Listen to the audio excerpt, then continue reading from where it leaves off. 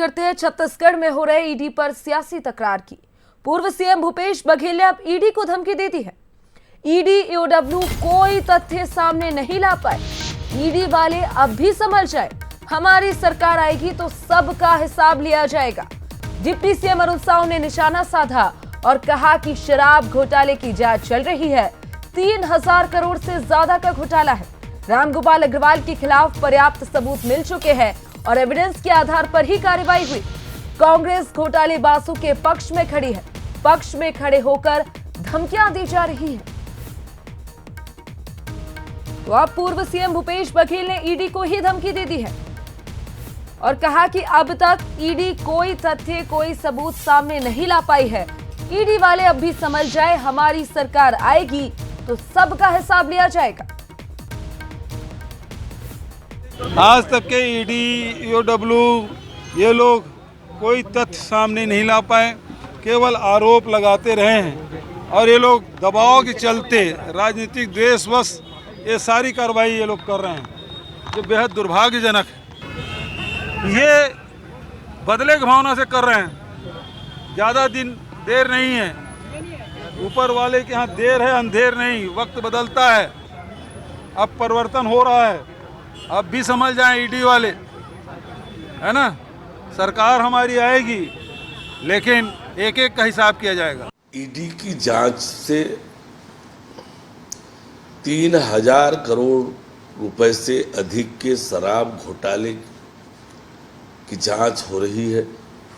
ED के पास रामगोपाल अग्रवाल के खिलाफ पर्याप्त एविडेंस है और उस एविडेंस के आधार पर ईडी ने कार्यवाही की है। कांग्रेस ये साबित कर रही है कि वे घोटालेबाजी के आरोपी के साथ खड़े हैं और उनके पक्ष में ऐसे मजबूती से खड़े हैं कि धमकियां दे रहे हैं। और चलिए इसी खबर पर ज्यादा बातचीत के लिए हमारे साथ दो राजनीतिक मेहमान, बीजेपी प्रदेश प्रवक्ता अमित चिमनानी और कांग्रेस मुख्य प्रवक्ता धनंजय सिंह ठाकुर जुड़ गए हैं। आप दोनों का ही बस न्यूज पर स्वागत है। बहुत धन्यवाद। अमित जी, सबसे पहले मैं आपके पास आऊंगी। कांग्रेस कई बार ईडी पर यह आरोप लगा चुकी है कि ईडी सही तरह से जांच नहीं कर रही और अब भूपेश बघेल ने धमकी भी दे दी है, क्या कहेंगे इस पर? देखिए, 2-4 एंगल हैं उनके बयान के। एक तो वो कुछ शायद कंफ्यूज हो रहे हैं। वो सरकार राज्य में आएगी तब देख लेंगे कि केंद्र में आएगी तब देख लेंगे। अगर केंद्र में सरकार आने पर कोई दावा करना है तो राहुल गांधी को करना चाहिए था।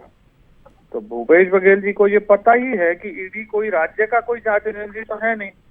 तो भूपेश बघेल जी के इस कंफ्यूजन को अभी धनंजय जी दूर कर देंगे। दूसरा विषय, लोकतंत्र में कभी भी धमकी का कोई स्थान नहीं होता। ईडी हमेशा कह रहे हैं कि वही कोई प्रूफ नहीं देती है, तो इनके पूर्व आबकारी मंत्री 378 दिन यानी कि लगभग 1 साल 20 दिन तक कवासी लखमा जेल में रहे। उनके लिए भी प्रदर्शन किया था।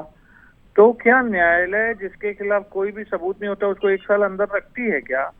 समीर बिश्नोई जो इनके प्रिय अधिकारी थे, सौम्या चौरसिया जो इनकी प्रिय अधिकारी थी, ढेबर परिवार जो इनका बड़ा प्रिय था, ये सारे लोग जेल गए। इनके खेतों में नकली होलोग्राम मिले नीचे जमीन में। तो जो बड़ा घोटाला इन्होंने किया अपने राज्य के राजस्व पर डाका डालकर, उसकी शर्मिंदगी बिल्कुल नहीं है। और आज भी ये भ्रष्टाचारियों को संरक्षण देने का काम कर रहे हैं। और संरक्षण किस लेवल का, ये धमकियों तक इनको देनी पड़ रही है। परंतु जांच एजेंसियों को इन धमकियों से क्या फर्क पड़ता है?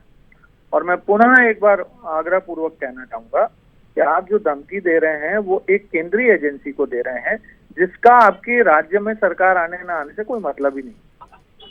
ठीक है अमित जी। धनंजय जी, अब मैं आपके पास आऊंगी। अगर कोई तथ्य नहीं मिले हैं, कोई सबूत ही नहीं है, तो कांग्रेस इतना घबरा क्यों रही है? और ये जो धमकी भूपेश बघेल की ओर से दी गई है, इसका क्या मतलब समझे?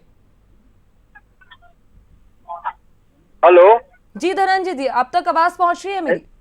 एक बार आवाज और सवाल दोहरा दीजिएगा ना। मैं ये कह रही हूँ कि अगर तथ्य नहीं है, कोई सबूत नहीं है, तो कांग्रेस इतना घबरा क्यों रही है? और ये जो धमकी भूपेश बघेल की ओर से दी गई है, इसका क्या मतलब समझे, इसके क्या मायने हैं? कांग्रेस घबरा कहाँ रही है? आपको लग रहा है कांग्रेस घबरा रही है? कांग्रेस लोग तो ये जो बयान दिया जा रहा है, इसके क्या मायने निकाले? क्या धमकी, ईडी को जो धमकी दी गई है उसके क्या मायने निकाले? इसका सीधा सीधा मायने है, जो भारतीय जनता पार्टी की सरकार है, चाहे केंद्र में हो या राज्य में, जो जनता के खजाने में चोरी कर रहे हैं, डाका डाल रहे हैं, अफीम की खेती कर रहे हैं, शराब में घोटाला कर रहे हैं, ये सारे लोग जेल जाएंगे। वो मंत्री कौन है जो अपने गर्लफ्रेंड के 3 करोड़ का बंगला बनाए, उसकी भी जांच होगी। वो मंत्री कौन है जो मेफेयर में बैठकर पैसे की वसूली कर रहे थे लोगों के नाम, उनकी भी जांच होगी। अफीम की खेती से लेकर जो सारे मामले हैं, सारे करप्शन हैं, उसकी जांच होगी और निश्चित तौर पर जांच की जाएगी और सारे जो भ्रष्ट लोग हैं उनको जेल में डाला जाएगा। हमारे पे आरोप लगाए, उसकी जांच हो रही, आज तक इनको न तथ्य मिला न सबूत मिला, तो इनके पर आरोप लगाई जाएगी, जांच हो गई और निश्चित तौर पर अभी तक घबराहट मतलब समझ में आता है कि भूपेश बघेल जी जो बातें कही है, जो इन्होंने सवाल तीर छोड़े हैं, वो तीर सही जगह पर जाकर लगी है, इसलिए भ्रष्टाचारी तीर मिला रहे हैं। ठीक है, वो तो जो जांच होगी, ईडी जो जांच करेगी उसमें क्या खुलासे होते हैं उसके बाद क्लियर हो जाएगा। फिलहाल आप दोनों का ही हमारे साथ जुड़ने के लिए शुक्रिया।